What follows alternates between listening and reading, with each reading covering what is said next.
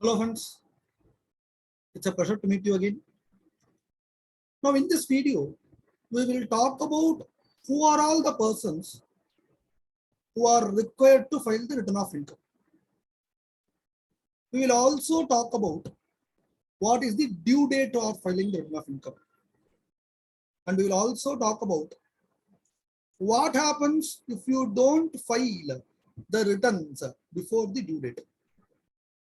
These are the various things that we would be concentrating in this videos.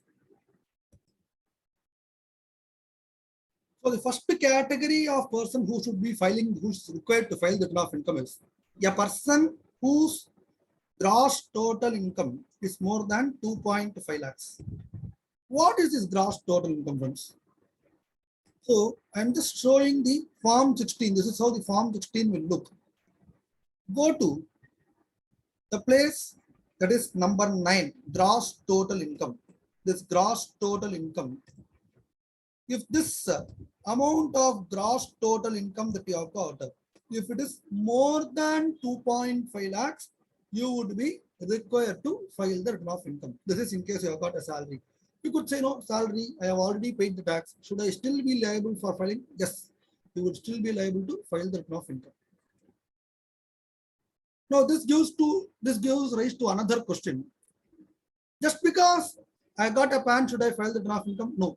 Just because you have got a PAN, you are not required to file the return of income. You are required to file the return of income if this gross total income in your form 16 is more than 2.5 lakhs. Second category of person who are required to file the return of income is you are a resident in India and you have got assets located outside India. I am a resident in India. I got assets located outside India. Now, in the second category, where you have got assets located outside India, irrespective of your income, you should be filing the return of income.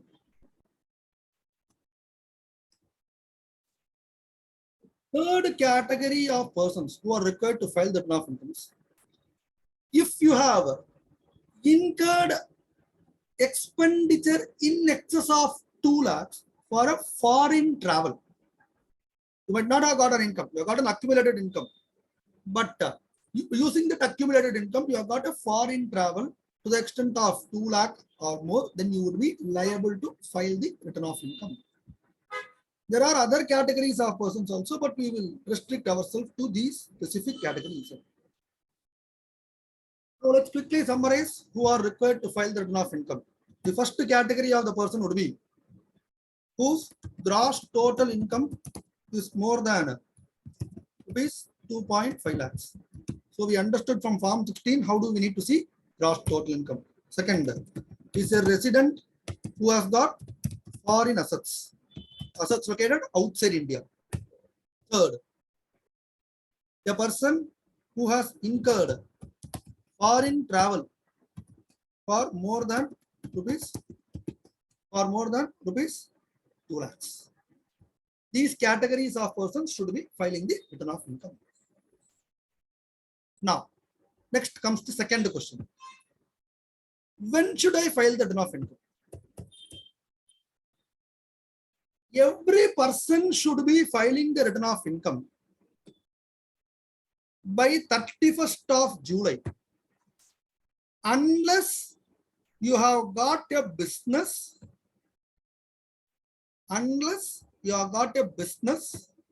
which is liable for audit. If at all you have got a business, it is liable for audit. Your auditor will help you out in filing the return of income. So don't be bothered. So you have a business which is not liable for audit. Or I don't have business, I got only salary, or I got only rental income, or I have sold some asset, I have sold a land building, got a gain, or I have got interest income like this, then for all of them, the due date would be 31st July, which is like, around 25 days from today. You should be filing the return of income. Which form you should be using for filing the return of income? I've already done a video. I have given the link in my comment. You can go and check that video to see which form has to be used for filing the return of income. So to quickly summarize, if assessee, if a individual, or we'll put it like this, if you have got a business and it is liable for audit, then the due date is not 31st July. Go and check your auditor, they will help you out. Audit means usually only if it is applicable only if the income is more than 50 lakhs, sometimes more than 2 crores. Like this, you have got various nuances. Let's not get into that technicalities. So you can verify with your auditor who will be helping out when you would be liable for audit. That means you have got a business not liable for audit. You have got a salary, you have got rental income, you have got interest income, dividend income, and you have also got gain from land or building, sale of land or building. For all of these persons, the due date would be 31st of July. The due date would be 31st of July. Now comes the third question. What happens if we don't file the return of income by 31st of July? What are the penal consequences you would be? The first and the foremost thing that you need to understand is the individual or any person who has not filed the return of income on time would be liable for a penalty of 5,000 rupees. Penalty of 5,000 rupees. You would, apart from this penalty, also be liable for interest at the rate of 1% per month on the taxes that you have not yet paid. 1% per month interest would be applicable. These are the two very important consequences that you would be in case you have not filed the return of income on time. So summarizing, the first and the foremost thing is penalty rupees 5,000.